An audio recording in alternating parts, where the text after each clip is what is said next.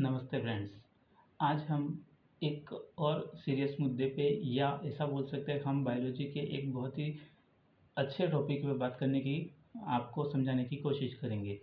आजकल जो मार्केट में चल रहा है एक प्रसिद्ध हेयर ऑयल की बात की जाए या ऐसा कोई भी ट्रीटमेंट जो हमारे नेचुरली पॉसिबल नहीं होता है उसको हम ज़बरदस्ती कोशिश करते हैं ग्रो करने की या उसमें बदलाव करने की, तो वो हमारे लिए शत प्रतिशत रूप से हानिकारक होता है। उसमें इतने बेनिफिट नहीं होते हैं जितना कि हम नेचुरली ग्रोथ कर सकते हैं। आप मान सकते हैं जैसे फैट लॉस को लेके भी बहुत सारे ट्रीटमेंट चलते रहते हैं कि मतलब ऐसा कुछ करने से या ऐसा इलाज करने से आपका फैट लॉस जो है वो कम हो जाएगा, लेकिन वो वैसे पॉसिबल नहीं हो पाता है बिना एक्सरसाइज के या बिना किसी ऐसी डाइट के। आप फैट लॉस को किसी सर्जरी के द्वारा या किसी भी प्रकार के जो न्यूट्रिशंस होते हैं उसको लेकर या कोई शॉर्टकट अपनाकर आप उसको प्राप्त नहीं कर सकते।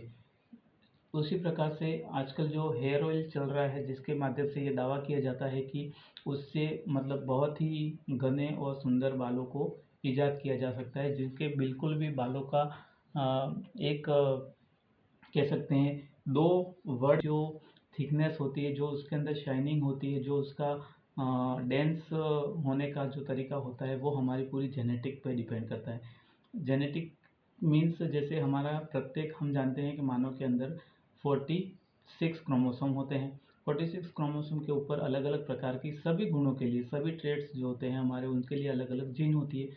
उसी प्रकार से जो बाल है, हमारे जो बाल होते हैं वो भी हमारे जेनेटिकली फिक्स होते हैं कौन से जीन के द्वारा ये स्टिमुलेट होंगे। तो इसी प्रकार अगर हमारे जेनेटिक हम देखें, हमारे पेरेंटल अगर किसी के हेयर डैमेज रहता है तो वो हमारी जनरेशन में आना एक स्वाभाविक प्रक्रिया है। इसके लिए हमको किसी भी ट्रीटमेंट की लेने की ज़रूरत नहीं है और इससे हम हमारी हेल्थ के लिए नुकसान पैदा करते हैं।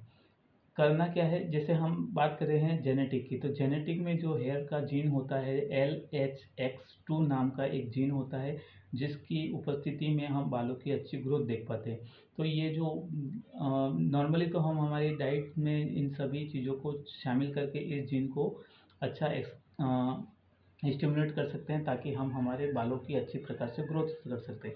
लेकिन अगर ऐसा पॉसिबल नहीं होता है तो हम ऐसे बाहरी तौर के रूप में ले सकते हैं इनको, जिनको हम बालों के अंदर कुछ इस प्रकार से लगा सकते हैं और उससे इन जो बाल की ग्रोथ के लिए आवश्यक होती है उन सभी की पूर्ति करते हैं। जैसे बालों की ग्रोथ के लिए बायोटिन हो लीजिए, आयरन ले लीजिए, जिंक ले लीजिए, ऐसी जो विटामिन्स है, न्यूट्रिशंस है, उनकी आवश्यकता होती है। उन सभी की पूर्ति हम बाहरी सप्लीमेंट से या बाहरी न्यूट्रिशन से नहीं कर पा रहे हैं फूड के माध्यम से, तो हम ऐसी चीज़ों से थोड़ा सा रूबरू होते हैं। और अगर किसी व्यक्ति विशेष में एक दो में हम इसको अच्छी प्रकार से इम्प्लीमेंट कर लेते तो फिर उसका प्रचार हो जाता है।